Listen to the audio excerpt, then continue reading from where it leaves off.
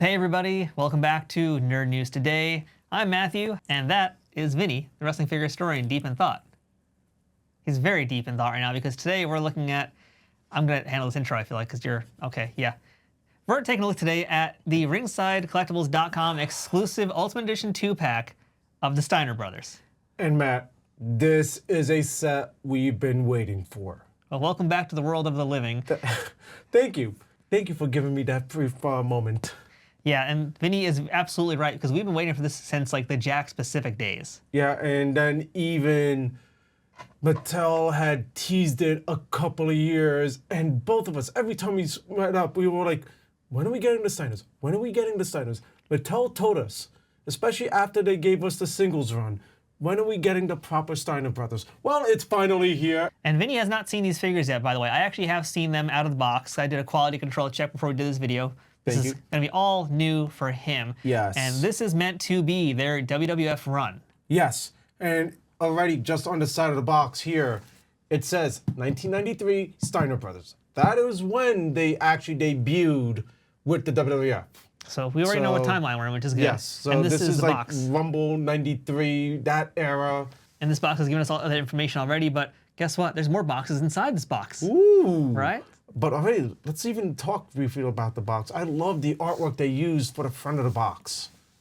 With the two brothers face next to each other, cut down the middle. I love that. See, this is how you know Vinny's excited about these figures, because normally I'm the guy talking about the box. This time he's out doing it, so what is going on? I don't know. Topsy-turvy. Topsy-turvy, but let's get into this. So, let's see.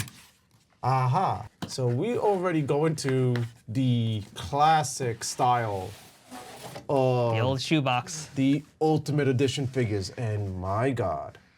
Well, I feel like we're showing them the camera right now, and they're great, but Vinny hasn't actually seen them yet, so I think we have to turn them around. Well, we'll let you guys at home take a look at the back of the boxes for a second, but now Vinny needs to see what these exactly look like. And now we cut to a reaction shot of Vinny. Ay, ay, ay. This is just... Me-mow. This is just, wow. Absolutely stunning. Like, you want to talk about capturing the essence of the Steiner brothers? They've done it. These are pretty much perfect, aren't they? Yeah. We still have to actually open these things up, though, right? Yes, we definitely do have to open these things up. And let's briefly touch on the information they gave us in the back. So they have, of course, their heights, their weights, their hometown, their finishing moves. Now, let's talk about finishing moves, because we've had recently a couple of videos that we've done that we had to question the finishing moves. Yeah, so we got to look at them again. But yeah, I've got over here Scott, and it says he's got the Frankensteiner. Which was accurate. Because at that time, he was doing, that was his singles finisher. Same thing with Rick. It has the Flying Bulldog, which was their singles quote-unquote finisher, and also their tag team finisher, because he would do the Sky High Bulldog during this time. It was a really cool looking finisher. Oh yeah, and pretty dangerous to watch too. Yeah. Even a Frankensteiner, depending on who took it. Oh yeah, back then Scott guys on gotta take it himself. as well. Yeah. And then also lists them as being WWF Tag Team Champions, or in this case WWE, because rights. Because of rights. But also WCW champions, because they were already WCW champions at that time. Yes, that would have been a few years prior. So, and actually, you know what? I'm shocked, considering the way WWE's been on TV recently. I'm shocked they didn't put up IWGP champions. That would have been a nice shock. But my God, and then same thing. The little brief description encapsulates both guys as well. So, yeah, this is already... You're speechless. Yeah. Well, let's make Vinny more speechless, but hopefully not too much, because we have to review these things. We do. I have to talk, so... Yeah, so I think it's time for us to get our Steiners out of the box. And into the ring. Yeah, you're still talking. All right, let's do that. Finally, they are here. So here are our Steiners now out of the box, in the ring, looking amazing. So, yeah, and I was actually doing a little bit of research on these attires. I would expect no less from the wrestling figure historian. So, they did wrestle in these exact attires on like the house shows when they were debuting. I actually think They were on the debut Raw, if I'm not mistaken, correct? I think they were. I don't quite recall for sure, but I'm pretty positive that they were. But I don't think they were wearing this attire. Like this attire, so far I've seen images of it, and it was the promo shots of when they just entered the WWE. Like it was their first promo shots, which I'm starting to find with a lot of the figures when I'm starting to pinpoint, wait, where did they get these attires? It's actually from promo shots. Surprisingly, yeah, a lot of times it's promo shots. But I feel like these are still fairly iconic. And even if they're not iconic, they still look so much like everything else. They just blend in a little bit. Definitely Rick's attire. Yes. And we'll get to that later. Yeah, in fact, why it's an iconic attire, actually. and I will add too, since I mean, I feel like we're jumping around already, but yeah, we'll come back to that point actually. So let's kick things off here, talk about the heads. But if I could go back to that, Scott's giving me vibes of his Hasbro figure. I mean, they both were kind of similar. I think Rick's outfit was the darker color, right? If I'm correct. For the Hasbro line, yeah, for the yes. Hasbro, yeah. He had the black singlet. That's what I mean, but I think he also had numbers going on. So it's like, they're kind of like, they're vibing a little bit. You know, they have the similar vibe that blends together. But then again, they came up during the Hasbro era of figures, which was another reason for us to want these figures, because you definitely have the set from Hasbro. I have them in box and loose. Yes. Damn you. Which was a great purchase for me that one time I got those. Yeah. Damn you. They are among my favorites. Yes, and I don't blame you, because those Hasbro figures still keep a little bit of nostalgia in my heart. But we're not talking about Hasbros. We're talking about these. Yeah. And whew, where do we start? I think we start with the heads, because we got to talk about these likenesses. And wow. My God, yes. Again, I have to state it. Mattel is hitting their likenesses out of the park, and I expected no less out of Mattel with these figures. I think a big part of it isn't so much the sculpting anymore as is the painting being better. Yes. Because a bad paint job will ruin a figure. And fair point. Older paint jobs were not bad by any means, but now they've done a much tighter paint job in the last few years because they've changed the way that they paint the figures. Yes. Like, especially, I'm looking at Rick's goatee, and the way they're adding the paint, it's given texture to that goatee. And he had a pretty iconic goatee. So, and this is a clean-cut babyface Scott Steiner. Yeah.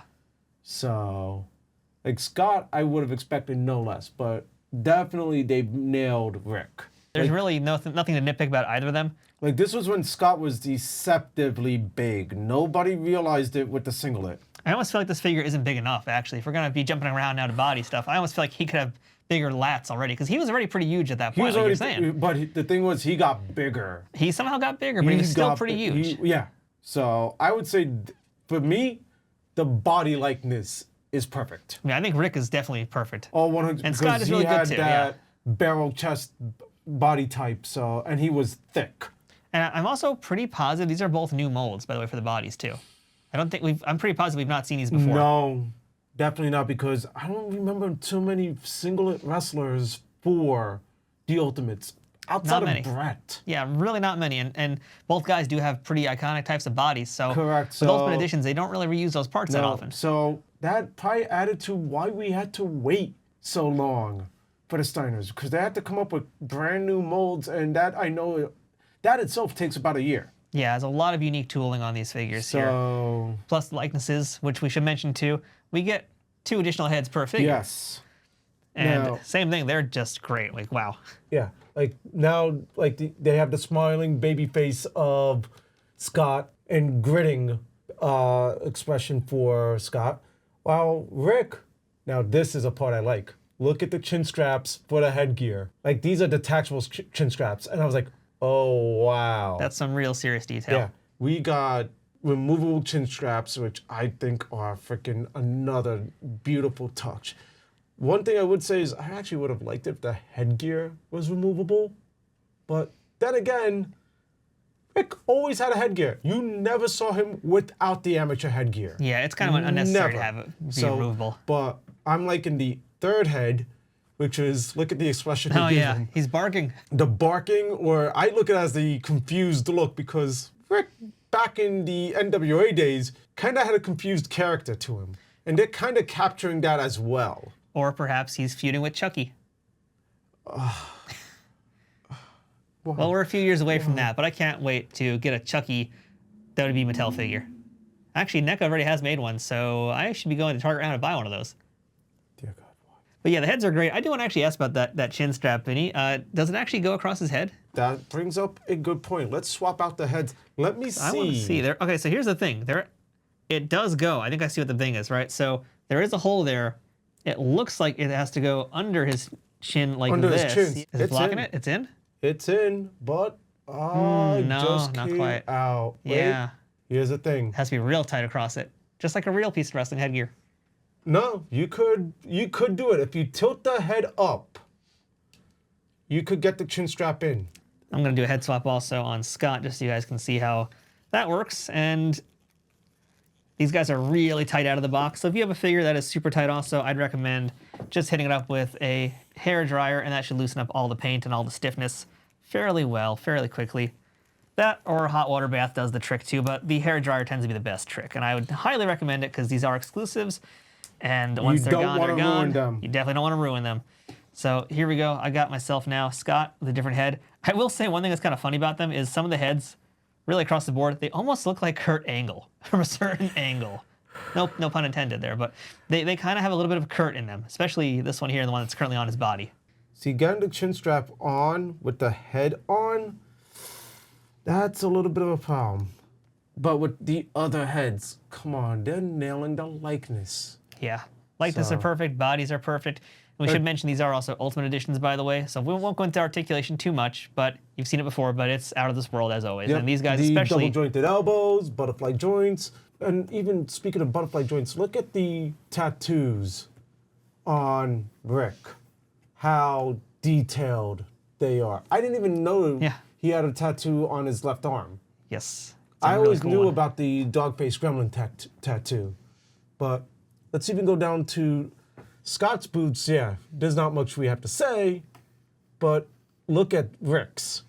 It has his iconic mismatched boots. Which is a very, very important detail to get. Yes, because a lot of figures, they'll cheap out and just give him the same boots. Yeah, because even to be fair, these boots are not anything unique, I feel like. I feel like these boots are normal, but this is completely new here. It's a completely new leg.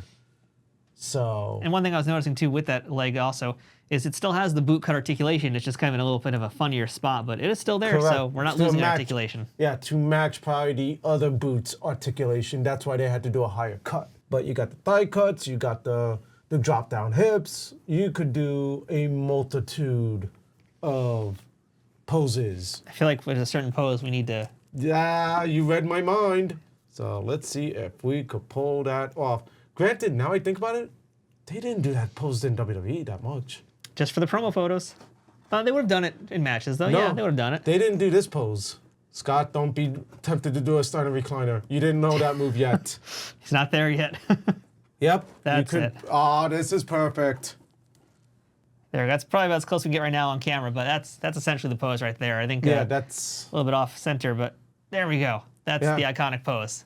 Yep, that's the one I was thinking of. But we're not done yet, because we still forgot one other important thing, and that's their other accessory, which is their jackets. Their jackets, They both have varsity jackets. They're Michigan varsity jackets. Now, there's one big omission to these jackets, but it's understandable.